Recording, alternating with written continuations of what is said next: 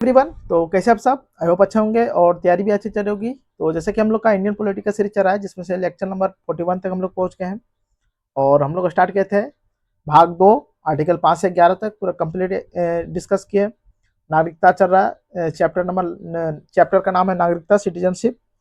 और कल हम लोग देखे थे नागरिकता अधिनियम, जिसमें से हम लोग वंश के जन्म के आधार पर वंश के आधार पर पूरा अच्छे से डिटेल एक्सप्लेन किया।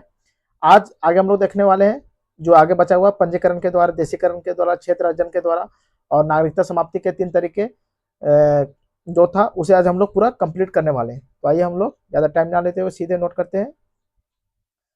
पेन कॉपी लेके बैठिए और साथ साथ में नोट करते चलिए। तो जैसे कि आज का हेडिंग रहेगा पंजीकरण के द्वारा नागरिकता। तीसरा हम लोग देखने वाले हैं, 2 हम लोग देख लिए थे, आज है तीसरा, पंजीकरण द्वारा नागरिकता कैसे प्राप्त की जा सकती है। नागरिकता, कौन कौन व्यक्ति पंजीकरण के द्वारा नागरिकता प्राप्त करेगा? Citizenship, citizenship by registration, registration.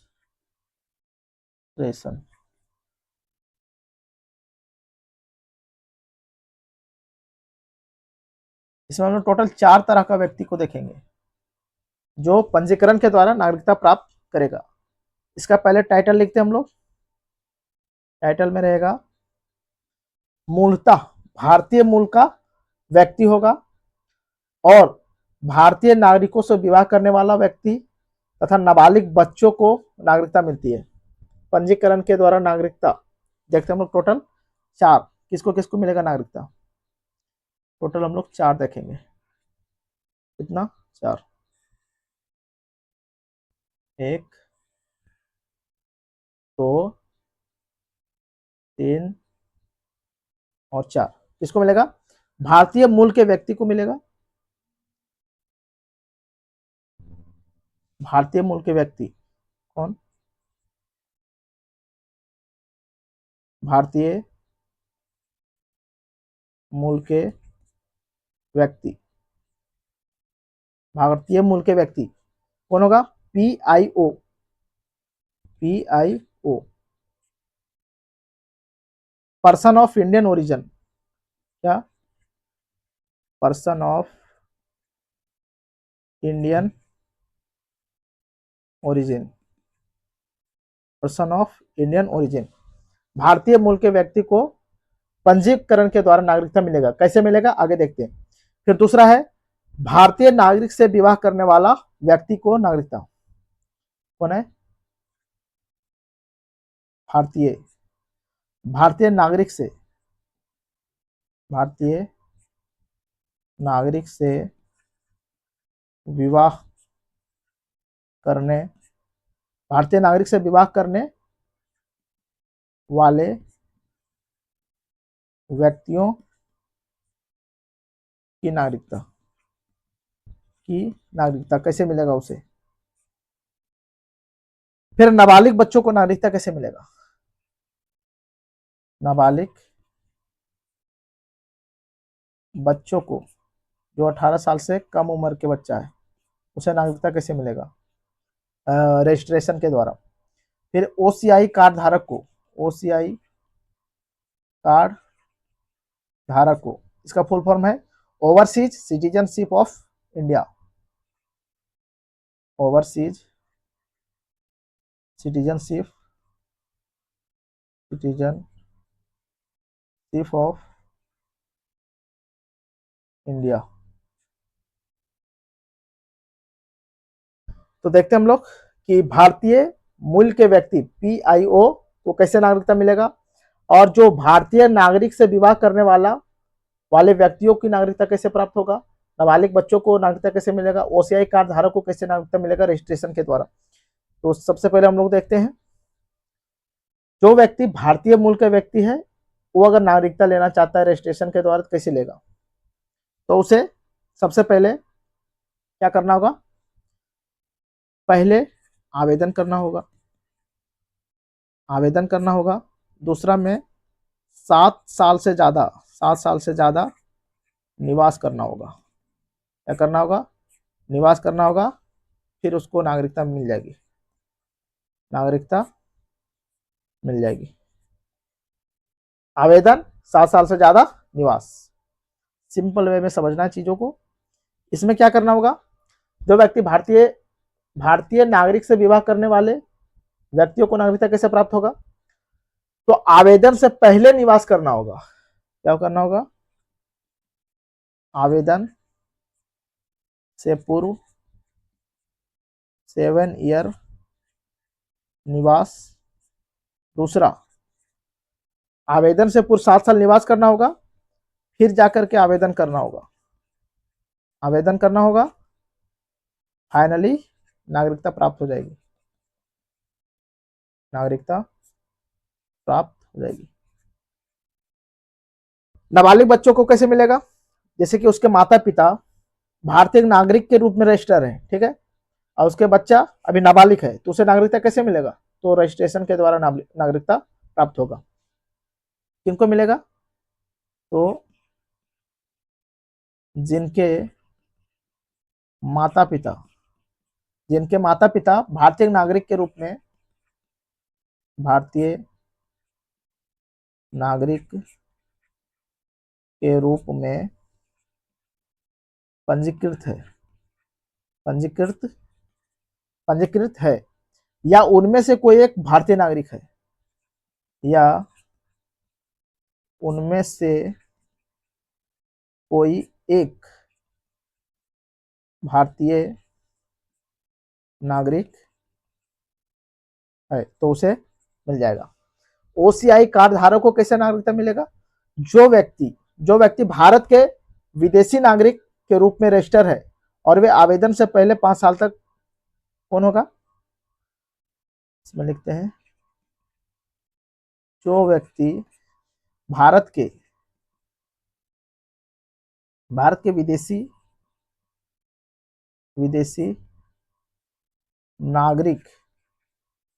नागरिक के रूप में पंजीकृत है, तो उसे कैसे मिलेगा, तो उसे क्या करना होगा, आगे देखते हैं, आवेदन करना होगा।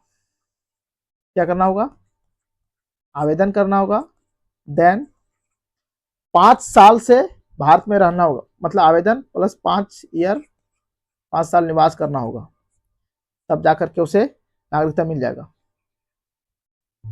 नागरिकता मिल जाएगा, मतलब आवेदन प्लस 5 ईयर निवास। भारतीय मूल के व्यक्ति किनको किनको मिलेगा, पीआईओ को, और भारतीय नागरिक से विवाह करने वाले लोगों को, नाबालिग बच्चों को, और ओसीआई कार्ड धारक को पंजीकरण के द्वारा नागरिकता प्राप्त होगी। आगे हम लोग आप देखते हैं देशीकरण के द्वारा नागरिकता। ऐसे देशीकरण के द्वारा नागरिकता देखते हैं।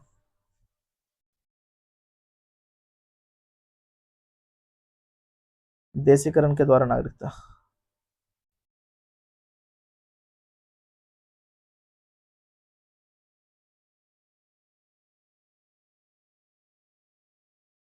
देशीकरण, इसी को बोलते हैं प्राकृतिकरण। इसी को क्या बोलते हैं, प्राकृतिक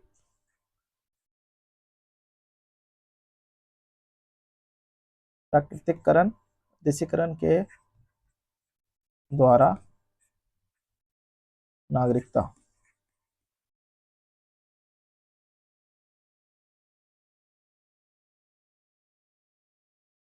सिटीजनशिप बाय नेचुरलाइजेशन, इसमें क्या नियम है, नियम देखते हैं इसमें, कि अगर आप देशीकरण के द्वारा नागरिकता प्राप्त करना चाहते हैं तो क्या क्या नियम होगी।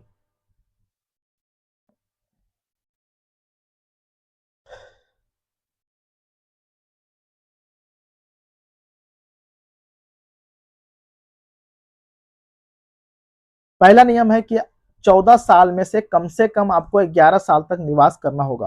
पहला नियम क्या है, कि 14 साल में मिनिमम 11 साल तक 11 साल तक निवास निवास करना होगा। दूसरा नियम है, क्या है, कि ये जो 14 साल में 11 साल तक आपको निवास करना होगा और आवेदन से पहले लगातार 1 साल तक निवास करना होगा। क्या? आवेदन से पूर्व लगातार 1 साल तक निवास करना होगा। तो टोटल कितना हो गया? 11 + 1 बराबर 12 साल निवास करना होगा। 12 साल तक निवास करना होगा। 14 साल में मिनिमम 11 साल तक निवास करना होगा। आवेदन से पहले लगातार 1 साल तक आपको भारत में रहना होगा। फिर क्या है? जो व्यक्ति होगा अवैध प्रवासी नहीं होना चाहिए। अवैध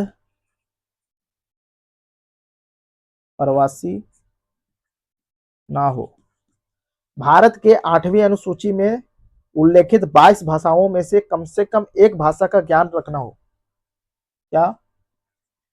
22 भाषाओं में से मिनिमम कम से कम एक भाषा का ज्ञान, एक भाषा जानता हो। व्यक्ति को अपने देश की नागरिकता छोड़नी होगी। अपने देश की नागरिकता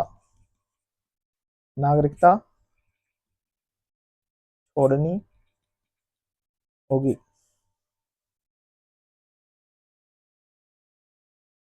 केंद्र सरकार को सूचित करना होगा। केंद्र सरकार को सूचित करना होगा कि हमने नागरिकता छोड़ दी है, या फिर इस सब के बारे में थोड़ा इंडिकेट करना होगा। और राजनिष्ठा की शपथ लेनी होगी। राजनिष्ठा की शपथ लेनी होगी। राजनिष्ठा की शपथ लेनी होगी। क्या क्या नियम है? व्यक्ति को 14 साल में मिनिमम 11 साल तक भारत में निवास करना होगा। आवेदन करने से पहले लगातार 1 साल तक निवास करना होगा। तो टोटल कितना हो गया? 14 साल में 11 साल और 1 साल, टोटल 12 साल आपको भारत में रहना होगा। अवैध प्रवासी नहीं होना चाहिए। 22 भाषाओं में से किसी एक भाषा का ज्ञानी हो। व्यक्ति अपने देश की नागरिकता छोड़नी होगी उसे, और केंद्र सरकार को सूचित करना होगा। राजनिष्ठा की शपथ लेनी होगी उसे। फिर आगे हम लोग देखते हैं, चौथा देख लिया। पांचवा हम लोग देखते हैं क्षेत्रीय अर्जन के द्वारा नागरिकता कैसे प्राप्त किया जाता है। तो इसमें क्या होता है? भारत सरकार राजपत्र अधिसूचना जारी कर देता है, जिससे उस क्षेत्र के जितना भी नागरिक है भारतीय नागरिक कहलाने लगते हैं। क्या है? पांचवा पॉइंट हम लोग देखते हैं, क्षेत्र अर्जन के द्वारा नागरिकता। पांचवा, क्षेत्र अर्जन के द्वारा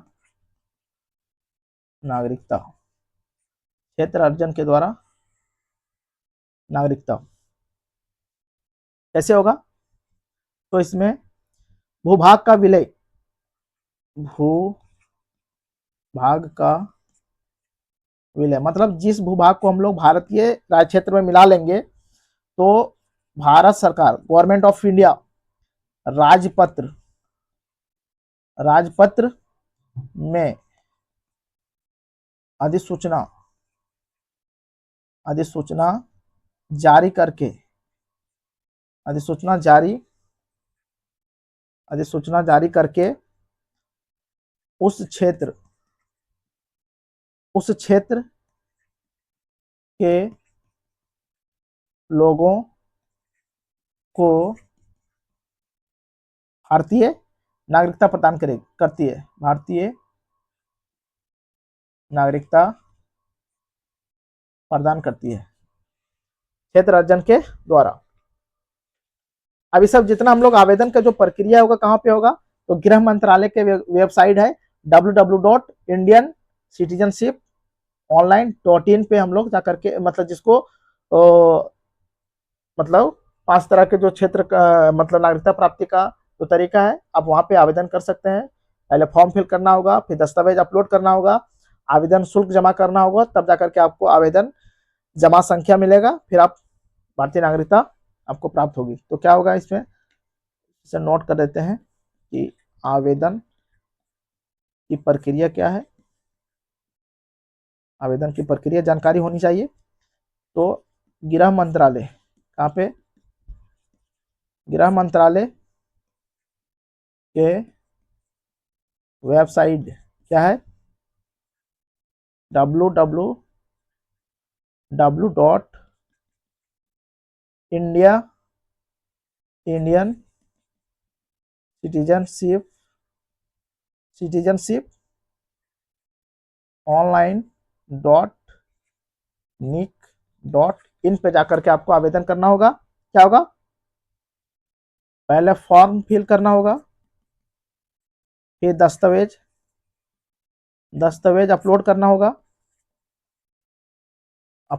होगा, फिर आवेदन शुल्क देना होगा, आवेदन शुल्क जमा करना होगा, फिर आवेदन जमा हो जाएगा। उसके बाद आपको एक संख्या प्राप्त होगी और इस तरह आप आवेदन की प्रक्रिया को पूर्ण कर सकते हैं। तो आगे हम लोग देखते हैं, क्या देखेंगे फिर, 5 तरीके से नागरिकता प्राप्ति के 5 तरीका हम लोग देख लिए। अब नागरिकता समाप्ति के 3 तरीकों को देखते हैं हम लोग। क्या है, नागरिकता समाप्ति के 3 तरीके।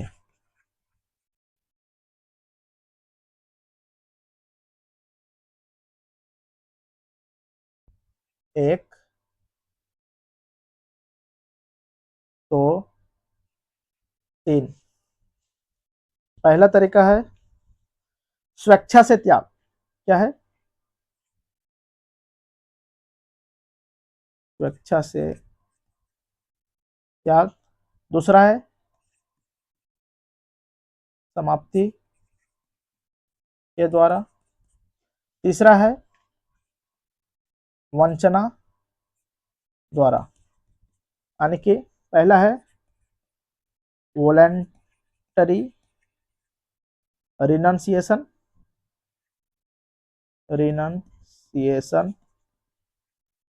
दूसरा है बाय टर्मिनेशन, और तीसरा है बाय डेप्रीवेशन। तो देखते हैं क्या क्या प्रक्रिया है तीनों में। स्वेच्छा से कैसे त्याग सकते हैं, जो व्यक्ति स्वेच्छा से नागरिकता त्यागता है उसके नाबालिग बच्चों का भी नागरिकता चला जाता है। बाद में नाबालिग बच्चा मतलब भारतीय नागरिकता ग्रहण कर सकता है। तो क्या इसमें स्वेच्छा से नागरिकता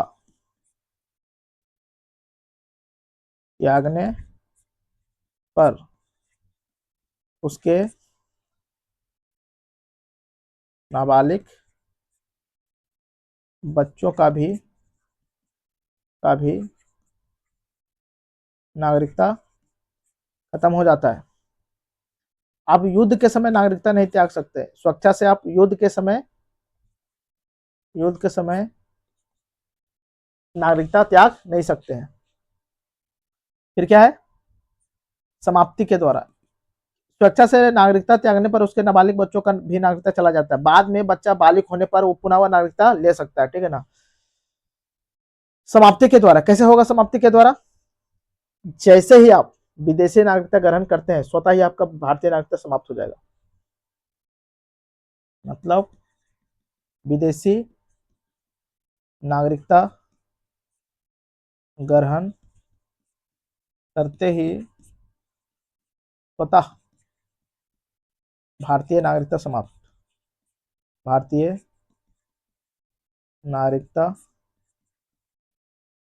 हो जाएगा। फिर क्या है, वंचना या अभाव के द्वारा। मतलब इसका मतलब है कि यदि आपका दस्तावेज फर्जी दस्तावेज हो तो आपकी नागरिकता खत्म। युद्ध काल में आप क्या, युद्ध काल में दुश्मन देश का साथ दे रहे हैं, दुश्मन देश के साथ हो तो खत्म हो जाएगा आपकी नागरिकता।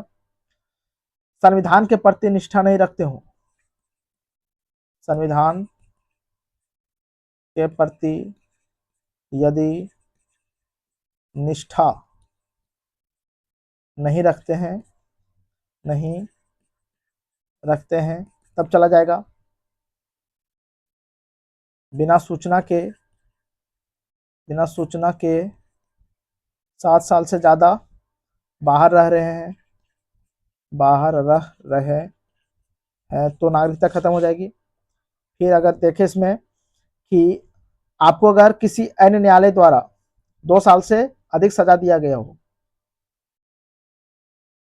किसी अन्य न्यायालय द्वारा 2 साल से अधिक सजा सुनाया गया हो तो आपकी नागरिकता समाप्त हो जाएगी।